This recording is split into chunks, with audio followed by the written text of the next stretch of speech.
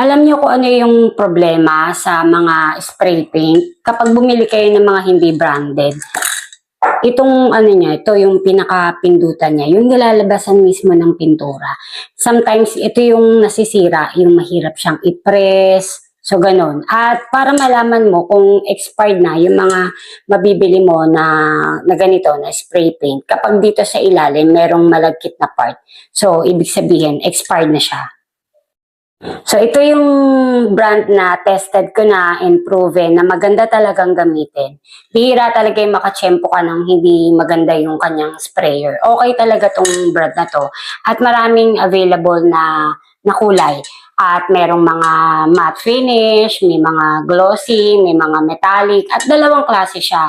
Merong hindi, yung pang ordinary lang, yung pang furnitures, pang metal, pang wood, at pwede rin siya sa mga sa mga concrete. So itong isa, high temp naman. So itong high temp, hindi siya nagpi-flake, hindi siya nagpi-peel off.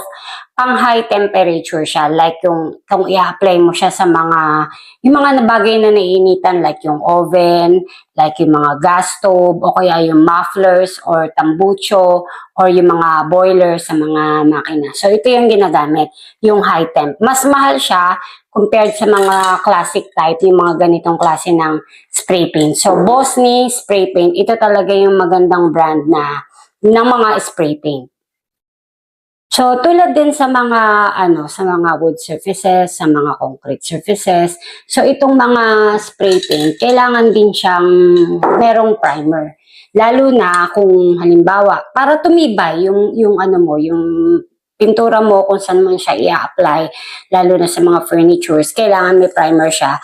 At the same time, kung halimbawa gusto mo ding magpalit ng kulay, kailangan primeran mo din para mas ma-achieve mo yung desire mong kulay. Kung papalitan mo man yung kulay, kung ano man yung pipintahan mo, kung whatever, kung yung mga furnitures mo, o kung kahit anong gusto mong pintahan.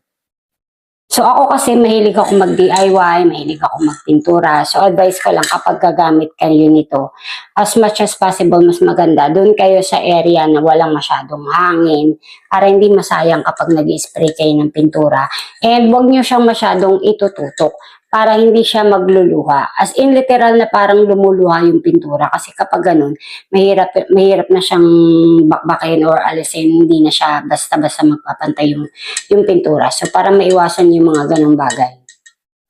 At kapag nag-i-spray kayo, kailangan, halimbawa sa isang spray nyo, kailangan mag-antay muna kayo ng 2 to 3 minutes bago po kayo mag-second coating ng spray. And meron pa akong natuklasan na isang klase ng chrome spray. So, spray paint siya na chrome finish. Maganda siyang gamitin sa mga tools mo. Kung halimbawa, kinakalawang mo yung mga tools mo, yung mga cap screw, yung mga bolt. So, okay siya.